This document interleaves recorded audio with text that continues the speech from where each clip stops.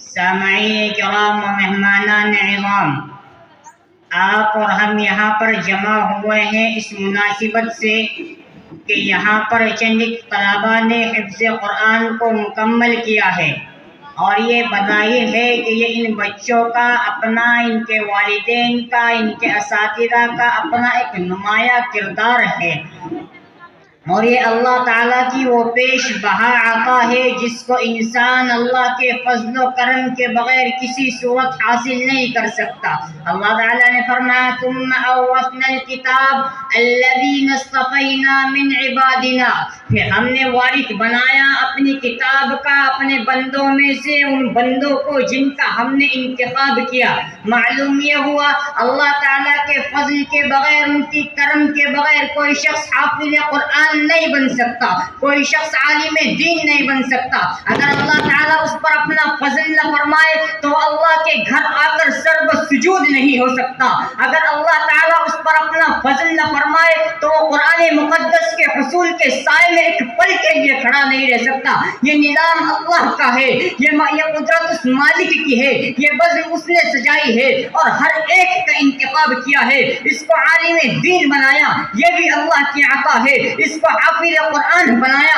یہ بھی اللہ کی عطا ہے۔ الذین اصطفینا من عبادنا، ہم نے چنا ہے۔ اگر دنیا جہان کا کوئی انسان چاہے کہ وہ اللہ کے قرآن کو اپنے سینے میں اس پیسے اور اس دولت کی بنیاد پر لے لے گا تو یہ قیامت کی صبح تک ممکن نہ ہوگا۔ الذین اصطفینا من عبادنا، ہم نے چنا ہے، جی ہاں ہم نے بلال کو چنا۔ جب ہم چننے پر آئے ہیں ہم نے بلال کو چنا ہے۔ ہمارے چننے کے بغیر، ہمارے انتخاب کے بغیر، ہمارے سلیکشن کے بغیر کسی انسان کو یہ حصول ممکن ہو ہی نہیں سکتا۔ یہ نظام آج کا نہیں،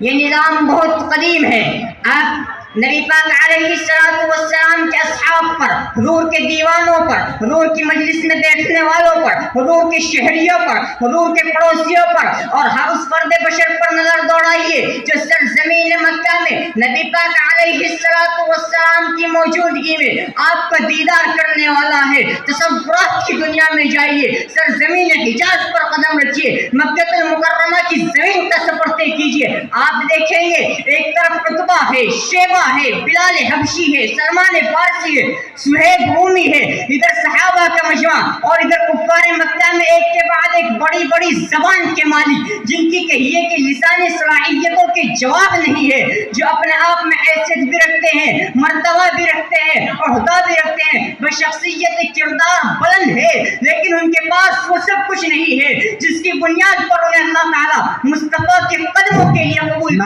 جس کی بنیاد پر انہیں اللہ تعالیٰ مصطفیٰ کی چوکٹ کے لیے قبول کرے گا۔ الذین اصطفینا من عبادنا، جب ہم عطا کریں گے تو ہم ایک شخص کا حبشہ سے انتخاب کریں گے اور پھر ہم اس کو سرزمین مکہ پر لائیں گے۔ یہ وہی بلال حبشی ہے جو سرزمین مکہ کے باشندے نہیں ہے، ان کا خاندان یہاں نہیں ہے، مال و منال نہیں، روپیہ نہیں، پیسہ نہیں، موٹے موٹے ہونٹ ہے، کالا سیاہ جسم ہے، لیکن اللہ کہہ چکا ہے کہ ہمارے انتخاب کے بغیر ہم نے چنا تو ہم نے بلال کو چنا ہے۔ جب ہم چننے پر آئے ہیں، جب ہم انتخاب کرنے پر آئے ہیں تو ہم نے بلال کا انتخاب کیا ہے، اور جب ہم رد کرنے پر آئے ہیں تو ہم نے ابو جہل کو کیا ہے، ہم نے عتبہ کا کیا ہے، ہم نے شیبہ کا کیا ہے۔ جب ہم ریجیکٹ کرنے پر آئے ہیں، جب ہم رد کرنے پر آئے ہیں تو ہم نے ان تمام کو کیا ہے۔ یہ وہ لوگ ہیں جو محمد عربی کے خاندانی ہے، مکے کی سرزمین کے افراد ہیں، لیکن ان کے زبان میں، ان کی بیان میں،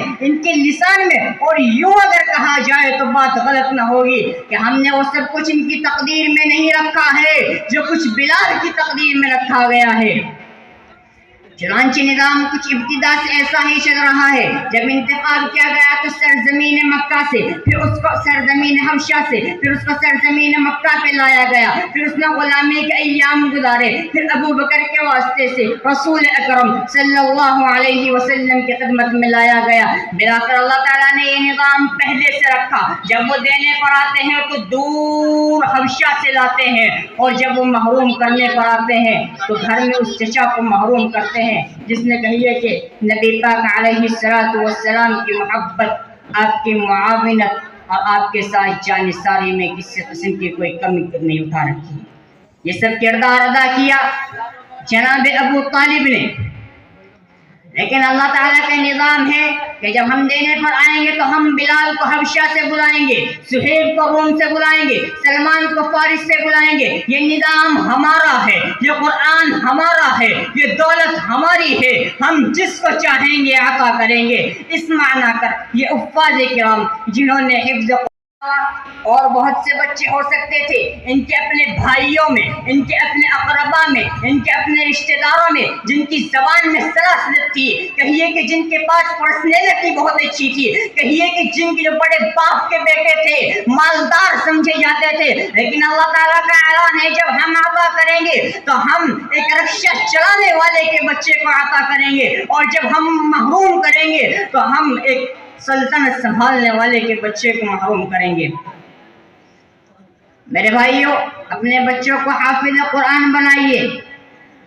اور قرآن مقدس کے حصول کے اور ان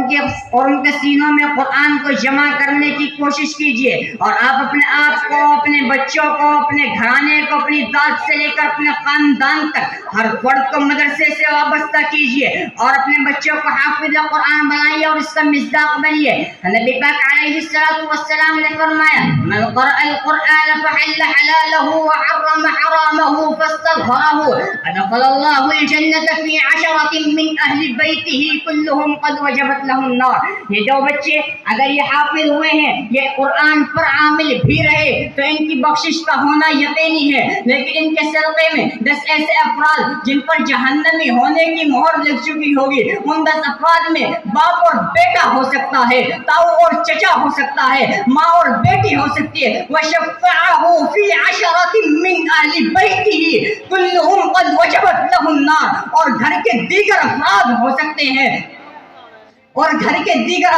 سکتے ہیں، اس معنی کر یہ باپ کھڑا ہے، اس کا کردار ایسا نہیں ہے کہ اس کو جنت کے حوالے کر دیا جائے۔ اس کا چھوٹا سا بچہ جس کی عمر 10 سال رہی ہوگی، جس کی عمر 12 سال رہی ہوگی، اس کا معصوم سا دلارا یہ کھڑا ہوگا اور کہے گا، مولا جس پر آپ نے جہنمی ہونے کی مہر لگائی ہے، یہ میرا وہی باپ ہے جو میرے حفظ قرآن کا سبب بنا۔ مدارس کی قدر کیجیے۔ حضرت مولانا ابو الحسن علی ندوی صاحب نے لکھا ہے کہ مدرسے کی حیثیت بجلی گھر جیسی ہے۔ جیسے بجلی گھر کا کام ہے کہ وہ فلاں علاقے سے لے کے فلاں علاقے تک اور فلاں سے لے کے فلاں تک ایک لمبے علاقے کو اپنے سائے میں محیط رکھتا ہے، جس طرح بجلی گھر بجلی عطا کرتا ہے، اسی طرح مدرسہ دین کی بجلی عطا کرتا ہے، جس کی بنیاد پر آپ کو مساجد میں امام ملتے ہیں، مدرسے میں مدرس ملتے ہیں، نکاح کے وقت قاضی ملتا ہے، نماز جنازہ پڑھانے والا امام ملتا ہے، اور نہ جانے اس کے علاوہ کیا کیا ملتا ہے۔ اور اگر میں اس سے آگے بڑھ کر یہ بات کہہ دوں کہ آج ملک ہندوستان میں جو بھی کچھ علم دین کی شمع اگر آپ اٹھانا چاہتے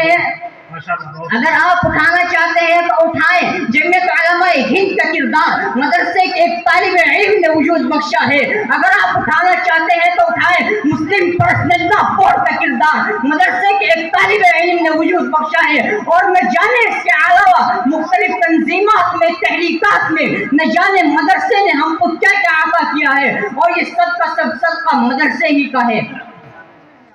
آج کے ہمارے لوگ کہتے ہیں کہ مولانا مدرسے بہت ہو گئے، اب تو ان کو بند ہو جانا چاہیے۔ نہیں، اگر مدرسے بہت تھے تو آپ کی بستی میں شراب ہی نہ ہوتے، اگر مدرسے بہت تھے تو آپ کی بستی میں جواری نہ ہوتے، اگر مدرسے بہت تھے تو آپ کی بستی میں ماں باپ کے نافرمان نہ ہوتے۔ پتہ چلا مدرسے کم تھے، اسی وجہ سے نظام ایسا رہا۔